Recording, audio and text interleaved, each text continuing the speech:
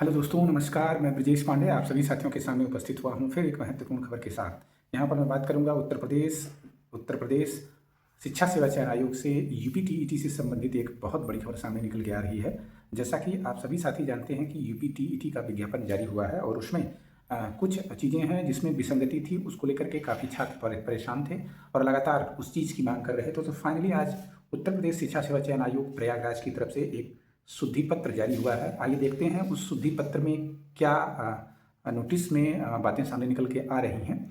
चलिए देख लेते हैं। शुद्धि पत्र में कहा गया है कि एतद द्वारा सूचित किया जाता है कि आयोग के कार्यालय की विज्ञप्ति संख्या 3133 दिनांक 20/3/2026 द्वारा उत्तर प्रदेश शिक्षक पात्रता परीक्षा 2026 की विस्तृत विज्ञापन सहित निर्देश पुस्तिका आयोग की वेबसाइट पर अपलोड किए जाने की सूचना प्रकाशित की गई थी, जिसके क्रम में बात करें कि आयोग की उक्त संदर्भित वेबसाइट पर अभ्यर्थियों की सुसगमता हेतु उत्तर प्रदेश शिक्षक पात्रता परीक्षा 2026 का विस्तृत विज्ञापन निर्देश पुस्तिका सहित अपलोड किया गया है। इस प्रकाशित विज्ञापन पर विभिन्न माध्यमों से प्राप्त आपत्तियों पर आयोग द्वारा समन्वयक विचार किए जाने के उपरांत निम्नवत संशोधन किए जाने का निर्णय लिया गया है। यानी कि कुछ चीज़ें हैं जिसमें संशोधन किया गया है। नंबर 1 पर क्या संशोधन हुआ है उसकी बात करेंगे। माननीय सर्वोच्च न्यायालय द्वारा सिविल अपील संख्या 1385/2025 व इसके साथ संबद्ध अन्य अपीलों में दिनांक 1 सितंबर 2025 को पारित आदेश से आच्छादित सेवारत सहायक अध्यापक भी इस शिक्षक पात्रता परीक्षा में प्रतिभाग करने हेतु पात्र होंगे। यानी कि जैसा कि सुप्रीम कोर्ट के माध्यम से यह जारी किया गया था कि जो शिक्षक हैं उनको भी टीईटी में सम्मिलित होना होगा, उनको टीईटी पास करना अनिवार्य होगा।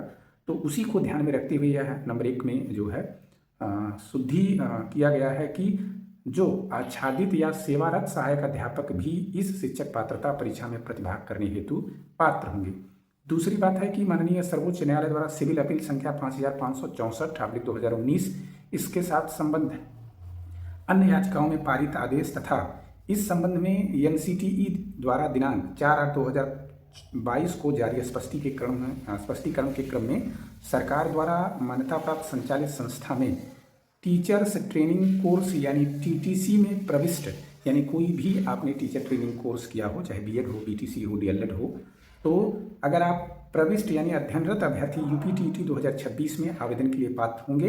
विज्ञापन के बिंदु संख्या 6 के उपबिंदु 6.1 व 6.2 में के अंतिम वर्ष में शामिल होने वाले के स्थान पर प्रविष्ट या अध्ययनरत पढ़ा जाएगा।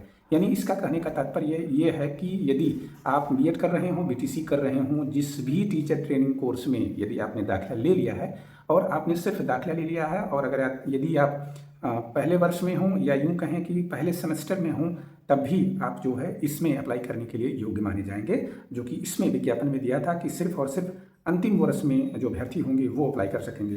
तो ये एक बड़ा चेंज हुआ है। और तीसरा जो चेंज हुआ है, प्रकाशित विज्ञापन के बिंदु संख्या 6 पात्रता के उपबिंदु संख्या 6.3 के टिप्पणी के उपबिंदु में उल्लिखित टिप्पणी को विलोपित किए जाने का निर्णय लिया गया है।